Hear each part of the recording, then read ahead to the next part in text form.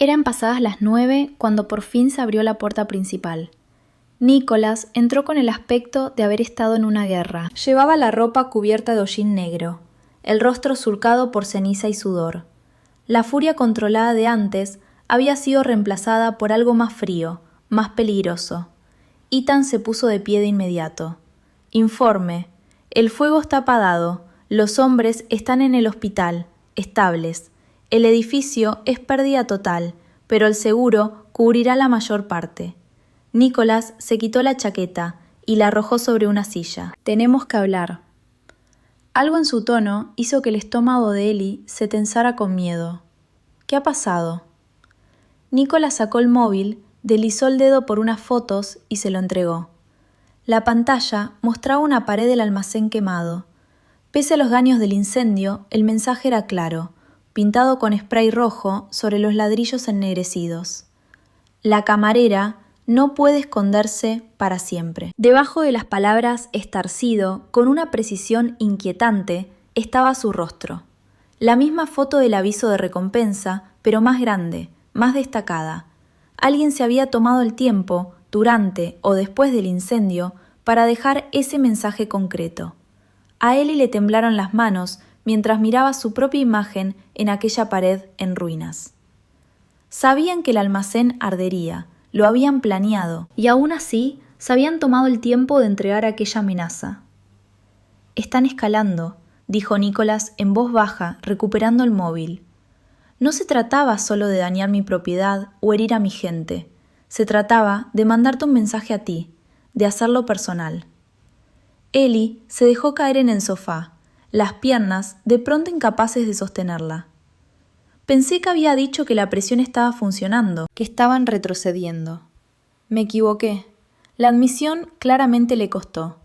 No les interesa retroceder, les interesa vengarse, y tú eres el símbolo de su fracaso.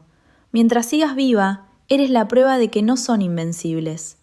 Entonces, ¿qué significa eso? Ellie levantó la vista hacia él.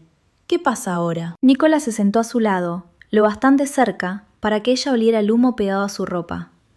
Significa que esto ya no es temporal, es permanente, hasta que forcemos una resolución permanente.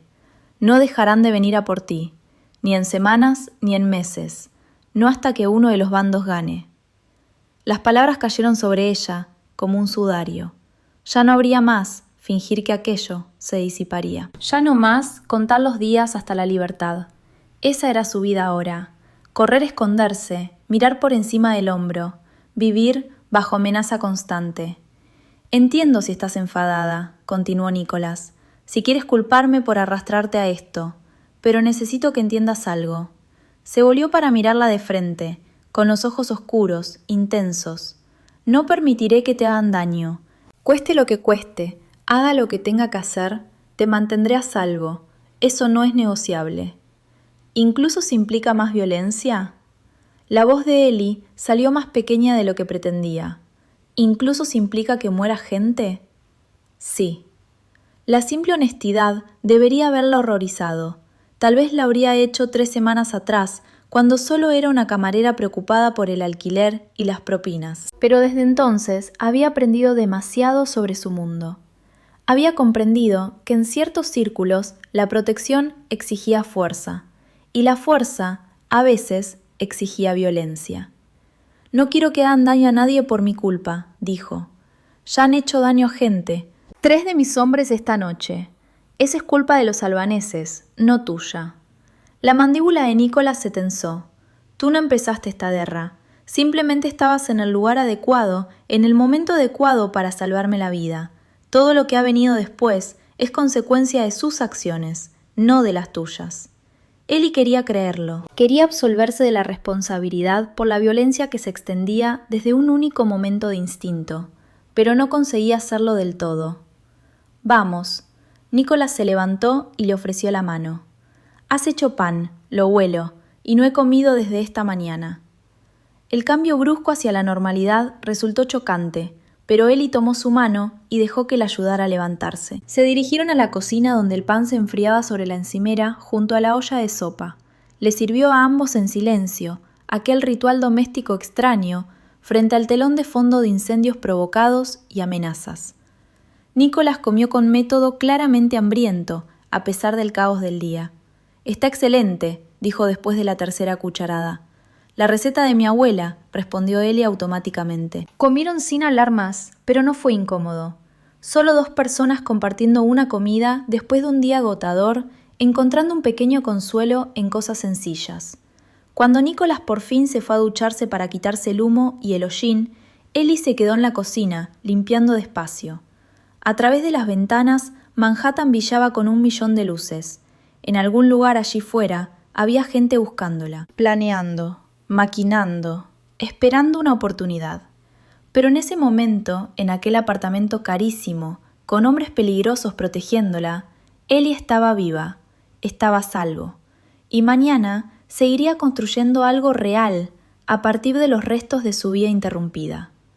No era el futuro que había imaginado 3 semanas atrás, pero era el que tenía ahora. Y había aprendido que sobrevivir significaba adaptarse, no aferrarse a lo que solía ser.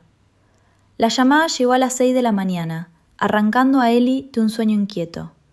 Oyó la voz de Nicholas a través de las paredes, afilada y controlada, dando órdenes con esa precisión cortante que significaba que algo había salido muy mal. Para cuando se vistió y salió de su dormitorio, el apartamento ya se estaba llenando de hombres con trajes oscuros, todos moviéndose con urgencia. Ethan la encontró en el pasillo. «Conferencia hoy. Nicholas quiere que estés allí». «¿Por qué? ¿Qué ha pasado?» «Una filtración en la organización», dijo Ethan con gravedad. «Hemos encontrado la fuente. Ahora tenemos que ocuparnos de ella». 2 horas después, Ellie se encontró en una parte del mundo de Nicholas que nunca había visto. Habían conducido hasta un edificio de oficinas anodino en Midtown, tomado un ascensor privado hasta la planta superior y entrado en lo que solo podía describirse como una fortaleza. La sala de conferencias no tenía ventanas, con paredes que parecían reforzadas, y una puerta que se selló con un clic audible cuando Ethan la cerró tras ellos. Nicholas estaba de pie en la cabecera de una mesa larga, todavía con el traje del día anterior, con aspecto de no haber dormido. 6 hombres ocupaban las sillas alrededor de la mesa, todos mayores que Nicholas por 1 década o más. Aquellos eran sus asociados de mayor rango, comprendió Ellie, el círculo íntimo. Hombres que probablemente llevaban en aquella vida más tiempo del que ella llevaba viva. «Siéntate ahí», indicó Nicholas, señalando una silla contra la pared lejos de la mesa. «Necesitas oír esto». Ellie se sentó muy consciente de ser la única mujer en una sala llena de hombres peligrosos. Todos la miraron con distintos grados de curiosidad y sospecha, pero ninguno cuestionó su presencia. Si Nicholas quería que estuviera allí, ella estaba allí. «Caballeros», empezó Nicholas con una voz que transmitía autoridad absoluta, pese al agotamiento en sus ojos. «Tenemos un problema. Durante los últimos 3 meses, los albaneses han estado operando con información que no deberían tener. Sabían el horario de envío del almacén, sabían qué propiedades usamos para almacenamiento, sabían que la señorita Wells estaba bajo protección aquí. Ese nivel de detalle no procede de vigilancia ni de golpes de suerte, procede de dentro». La temperatura de la sala pareció descender. Los 6 hombres intercambiaron miradas, la cautela reemplazando sus posturas relajadas de antes. «Quiero dejar algo muy claro», continuó Nicholas, sus ojos oscuros moviéndose de rostro en rostro. «No estoy acusando a nadie de esta mesa. Estáis aquí porque sois las únicas personas en las que aún confío por completo. Pero alguien, con acceso a información operativa, la ha estado entregando a nuestros enemigos. Alguien lo bastante cercano para conocer horarios, ubicaciones, movimientos financieros. Y vamos a identificarlo hoy». Uno de los hombres mayores, de pelo gris y con una cicatriz que le cruzaba la ceja izquierda, se inclinó hacia adelante. «Nicholas, llevamos 20 años trabajando juntos. Si hay una rata, te ayudaré a encontrarla y a ocuparme de ella personalmente». «Lo aprecio, Vincent». Nicholas asintió. «Por eso voy a haceros a cada uno preguntas directas sobre vuestros movimientos y comunicaciones de los últimos 3 meses. Esto no es un interrogatorio, es una eliminación. Descartamos a todos los de esta sala y después ampliamos la búsqueda. Durante la hora siguiente, Ellie vio a Nicholas interrogar metódicamente a cada hombre. ¿Dónde estabas en fechas concretas? ¿Con quién has hablado fuera de la organización? ¿Has notado comportamientos extraños en otros asociados? Las preguntas eran detalladas, específicas, formuladas con una precisión serena que dejaba claro que no había espacio para evasivas. Los hombres respondieron con honestidad, o al menos así parecía. Proporcionaron coartadas, explicaron reuniones, ofrecieron información sin resistencia. Nicholas tomaba notas y de vez en cuando consultaba en voz baja con Ethan, que estaba sentado a su lado, con un portátil abierto. Finalmente, Nicholas levantó la vista de sus notas. Gracias a todos. Eso nos da lo que necesitamos para reducir la búsqueda. Ethan, enséñaselo. Ethan giró el portátil para que la pantalla mirara hacia la mesa. Llevamos una semana realizando análisis forenses digitales, en silencio, sin alertar a nadie fuera de esta sala. Lo que encontramos fue un patrón de transferencias no autorizadas desde una de nuestras cuentas operativas secundarias. Cantidades pequeñas al principio, entre 3 y 5.000 dólares, luego mayores. En 3 meses aproximadamente, 47.000 dólares fueron movidos a una cuenta offshore en las Islas Caimán. Hizo clic por varias pantallas, mostrando registros bancarios, marcas de tiempo, direcciones IP. También encontramos correos cifrados, enviados desde un ordenador con acceso a nuestra red segura. El cifrado era bueno, pero no lo bastante. Nuestra agente técnica rastreó el servidor de destino hasta Queens, en concreto, hasta una ubicación que hemos identificado como un centro de comunicaciones albanés. El rostro de Vincent se oscureció. ¿Quién? La expresión de Nicholas podría haber sido tallada en piedra. Carlo Grimaldiro. El nombre golpeó la sala como un impacto físico. Varios hombres reaccionaron con un shock visible. Uno soltó una maldición feroz en italiano. Otro se limitó a negar con la cabeza, aparentemente incrédulo. ¿Carlo? Vincent sonaba sinceramente atónito. Lleva con nosotros 8 años. Lleva todas las finanzas de los negocios legítimos. Dios Nicholas lo sabe todo de las operaciones legales. Exactamente, dijo Nicholas con frialdad. Eso lo convertía en la fuente perfecta para los albaneses. Tenía acceso a registros de propiedades, horarios de transporte, carteras de inversión, sabía qué edificios poseíamos, cuáles alquilábamos, cuáles usábamos para almacenamiento, y lleva 3 meses vendiendo esa información. Ethan abrió más documentos. Encontramos el motivo. Carlo tiene un problema con el juego. Empezó con poco, partidas de póker en Atlantic City, pero se metió más hondo, partidas clandestinas de apuestas más altas. Acumuló 180.000 dólares en deudas con un casino controlado por intereses albaneses. Le ofrecieron un trato, darnos información y la deuda desaparecía. ¿Dónde está ahora?, preguntó otro hombre. Lo están recogiendo, respondió Nicholas. Debería llegar dentro de 1 hora. Quería informaros a todos. Primero asegurarme de que entendíais el alcance de la traición antes de enfrentarlo directamente. La puerta de la sala de conferencias se abrió y entraron 2 hombres, escoltando a un tercero, entre ambos. Carlo Grimaldiro rondaba la 50ena avanzada, calvo en la coronilla, con el cuerpo blando de alguien que pasaba los días detrás de un escritorio. Parecía aterrado, con el rostro pálido y sudoroso, pese al aire acondicionado frío. Los escoltas lo empujaron hasta una silla, al fondo de la mesa. Los ojos de Carlo recorrieron la sala, asimilando a los hombres reunidos hasta posarse finalmente en Nicholas, con algo que parecía una esperanza desesperada. «Nicholas, ha habido un error», empezó Carlo, con la voz temblorosa. «Lo que creas que hice...» «Robaste 47.000 dólares de fondos operativos», le interrumpió Nicholas con un tono plano y sin emoción. «Enviaste correos cifrados con información confidencial sobre nuestras propiedades y operaciones a contactos albaneses. Llevas 3 meses haciéndolo. No son acusaciones, Carlo, son hechos respaldados por pruebas digitales que se sostendrían en cualquier tribunal penal o de otro tipo». El rostro de Carlo se desmoronó. «Puedo explicarlo. Me obligaron. No tuve elección». «Todo el mundo tiene elección», dijo Nicholas con frialdad. «Elegiste apostar dinero que no tenías. Elegiste seguir apostando cuando sabías que te estabas ahogando en deudas. Elegiste aceptar su oferta en vez de venir a mí a pedir ayuda. Cada paso de esto fue elección tuya. $180.000, dijo Carlo desesperado.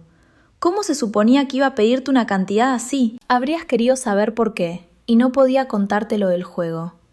Habrías perdido la confianza en mí. Perdí la confianza en ti en el momento en que vendiste información sobre mis operaciones a mis enemigos, respondió Nicholas. Con el juego, tal vez te habría ayudado, tal vez te habría metido en tratamiento arreglado, un plan de pagos, algo, pero fuiste a los albaneses. Les diste detalles de los horarios de los almacenes.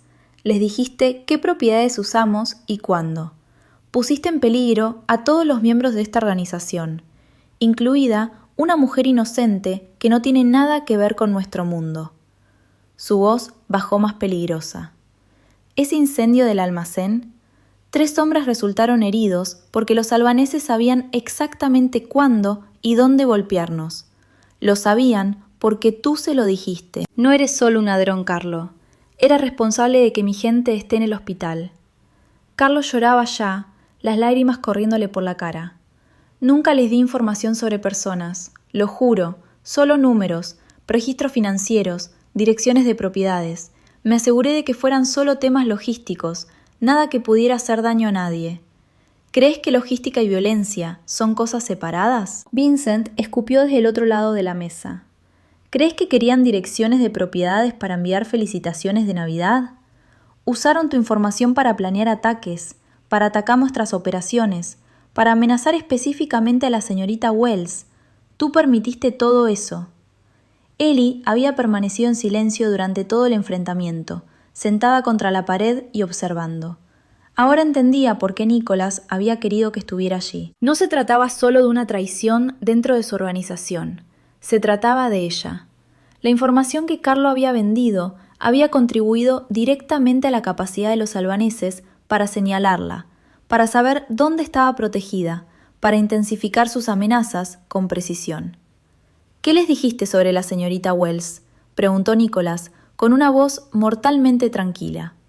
Carlo negó frenético con la cabeza. Nada, lo juro, ni siquiera sabía quién era hasta que vi las noticias del coche bomba. Nunca preguntaron por personas concretas, solo por ubicaciones y horarios. ¿Pero sabías que estábamos usando la propiedad del Upper East Side para protección? Carlo dudó, luego asintió miserablemente. Preguntaron qué propiedades no se usaban para negocios. Les hablé de los lugares residenciales. No sabía por qué querían saberlo. Pensé que quizá buscaban objetivos que atacar cuando no hubiera nadie. Jesucristo, murmuró Ethan. Nicholas permaneció completamente inmóvil, pero Ellie podía ver la furia irradiando de él en oleadas. 8 años. Confié en ti las finanzas de mis negocios legítimos. Te dejé ver registros que podían destruirnos si caían en las manos equivocadas. Te invité a cenas familiares, y tú devolviste esa confianza, vendiéndome por deudas de juego. Lo siento, sollozó Carlo. Lo siento muchísimo. Devolveré el dinero, testificaré contra los albaneses, lo que quieran lo haré. Solo por favor no. ¿No qué? Nicholas se inclinó hacia adelante. No te elimine. ¿Eso crees que es esto? Carlo no pudo responder, solo siguió llorando. Nicholas se levantó abotonándose la chaqueta del traje con movimientos precisos. Quedas apartado de todos tus cargos, con efecto inmediato. Todo acceso que tenías a nuestros sistemas queda revocado en este mismo momento. Los 47.000 que robaste serán devueltos con intereses o embargaremos activos hasta satisfacer la deuda. No tendrás más contacto con nadie de esta organización. Si vuelves a hablar con los albaneses, si susurras una sola palabra sobre nuestras operaciones a cualquiera, descubrirás que hay consecuencias mucho peores que la muerte. Se volvió hacia los 2 hombres que habían traído a Carlo. Sacadlo de aquí. Aseguraos de que entiende que su cooperación en este asunto es la única razón por la que sale vivo. Levantaron a Carlo y lo arrastraron hacia la puerta. Intentó decir algo más, pero uno de los escoltas lo silenció con una mano en el hombro. La puerta se cerró tras ellos con un golpe hueco. El silencio llenó la sala de conferencias.